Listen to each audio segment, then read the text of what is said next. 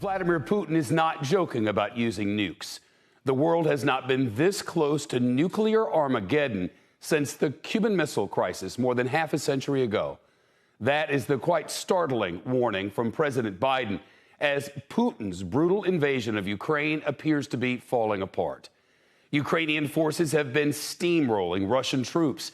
Ukrainian counteroffensives are recapturing territory at lightning speed, liberating their own lands and forcing the Russian invaders to retreat. Russia's recent setbacks have been humiliating, but President Biden cautions that could be dangerous. He says if things continue down the path we're on right now, we could have a direct threat of Putin launching nukes. At a fundraiser last night, President Biden said, "I'm trying to figure out what is Putin's off-ramp. Where does he find a way out? Where does he find himself in a position that he doesn't not only lose face, but lose significant power within Russia?" President Biden said of Putin, "We've got a guy I know fairly well. He's not joking when he talks about potential use of tactical nuclear weapons because his military is, you might say, significantly underperforming." Russia's failing invasion is facing mounting and unprecedented criticism at home, and there's apparently turmoil within Putin's inner circle. It's getting so bad that the Washington Post reports a member of Putin's inner circle confronted Putin over his handling of the war. The disagreement so significant that it was included in President Biden's daily intelligence briefing, according to the Post. There may have also been public and embarrassing rebukes. One of Putin's puppets in Ukraine, a deputy governor of a Russian-occupied region, said Russia's defense minister should shoot and kill himself over his failures. And a top Russian lawmaker is lashing out and demanding that the military stop lying about the dire situation in Ukraine. The infamous Chechen warlord known as Putin's attack dog went on a social media tirade against Russia's military leadership. Ramzan Karadovic calling for Putin to launch nuclear strikes against Ukraine to turn the tide.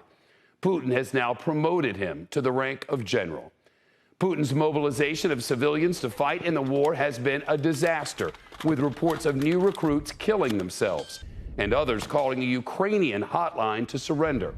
According to neighboring states, hundreds of thousands of young Russian men have fled Russia to avoid being drafted. Today, the White House made it clear that the United States has not seen any new intelligence to indicate there is an imminent threat of Russia using nukes.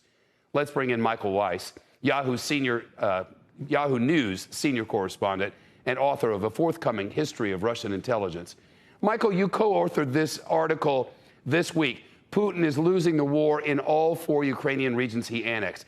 At this point, do you see any way in which Putin can win this thing?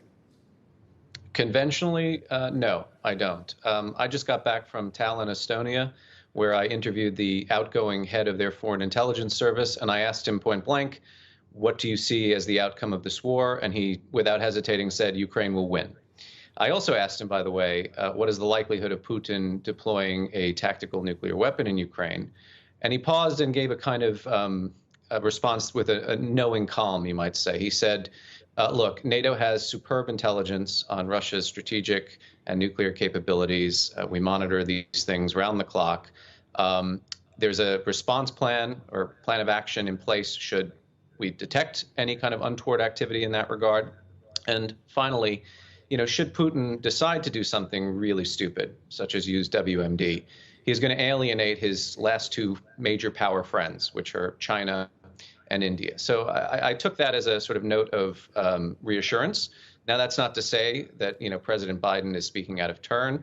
I might quibble with we're at the Cuban Missile Crisis again. I mean, we don't have nuclear weapons aimed at the United States 100 miles off the coast of the country. But, I understand why he's saying it. He wants people to be on guard. But as you pointed out, Shep, U.S. intelligence has not detected anything that suggests that Putin is even preparing for such a contingency. So I think we need to be a little bit calmer and not get panicked here. Well, everyone I hear from, you included tonight, is very calm.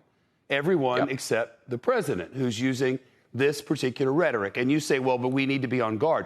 We need to be on guard from what? I mean, I really just don't understand what it was about last night and what was different last night than the day before or the day before that. Yeah, I mean, look, Putin has alluded to the possible use of nuclear weapons repeatedly throughout his career. Recall that he did this on the eve of the invasion of Ukraine, and he did it most recently when he heralded the so-called annexation of 4 oblasts in Ukraine, which, as you mentioned, he's actually losing ground in. So I think the way I see this as somebody who has looked at Kremlinology and studied the Russian intelligence services quite intimately, he understands that in the West, this is the one card he has to play that can terrorize us all. I mean, he's doing it right now. You and I are sitting here on national television talking about could he launch a nuclear weapon. So he's not stupid. He knows that this is something that's going to engender a response.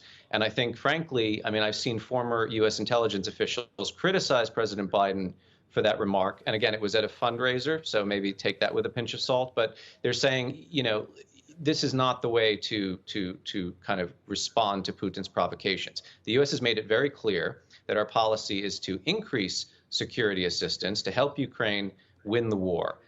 You're also seeing now, frankly, the same day as we're talking about nuclear Armageddon, the Daily Telegraph in the UK quoting U.S. senior military officials saying, actually, and quite unexpectedly, the peninsula of Crimea, which Russia seized and annexed illegally in 2014, is now in play. In other words, the Ukrainians are doing so well on the battlefield, they might actually recapture territory that they lost 8 or 9 years ago. So I think Putin is desperate.